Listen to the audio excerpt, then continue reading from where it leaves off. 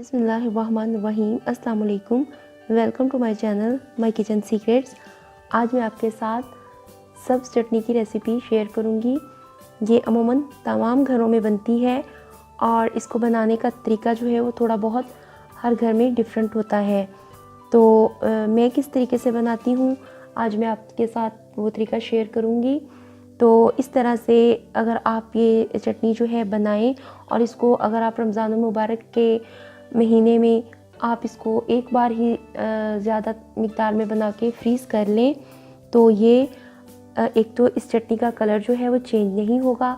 जब भी आप इसे यूज़ करेंगे तो ये बिल्कुल फ्रेश होगी और इसका जो कलर है वो वैसे ही ग्रीन होगा जैसे कि आप फ्रेश बनाते हैं तो उस वक़्त होता है। अमूमन जब हम इस चटनी को बनाकर फ्रीज़ करते हैं तो 2-3 दिन के बाद ही इस चटनी का कलर जो है वो चेंज हो जाता है।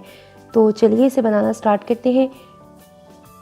मैंने एक गट्ठी ली है सब्ज़ धनिए की और इसको अच्छे से साफ़ कर लिया है और 5 से 6 सब्ज़ मिर्चें हैं मेरे पास और थोड़ा सा पुदीना है तकरीबन 1/4 कप के करीब और दही मैं लूँगी 1 कप। नमक हस्बे ज़ायक़ा। सबसे पहले हम धनिया को काट लेंगे।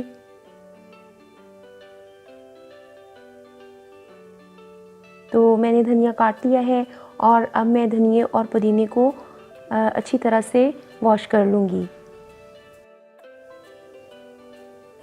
तो मैंने धनिए और पुदीने को अच्छी तरह से वॉश कर लिया है और इन्हें एक बास्केट में रख दिया है ताकि इनका सारा पानी ड्रेन हो जाए।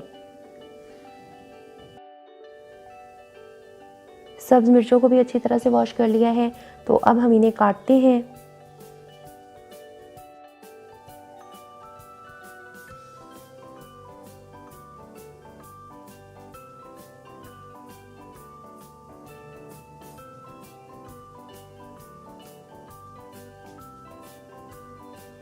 तमाम सब्ज़ मिर्च मैंने काट ली हैं और अब हम इसके अंदर नमक शामिल करेंगे और धनिया और पुदीना शामिल करेंगे।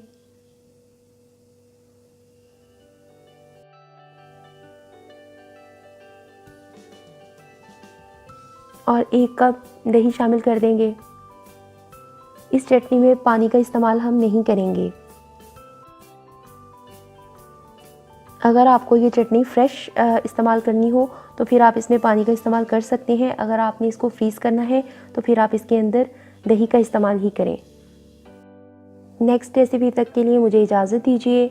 मेरे चैनल को सब्सक्राइब कीजिए, शेयर कीजिए, लाइक कीजिए और कमेंट कीजिए। अल्लाह हाफ़िज़।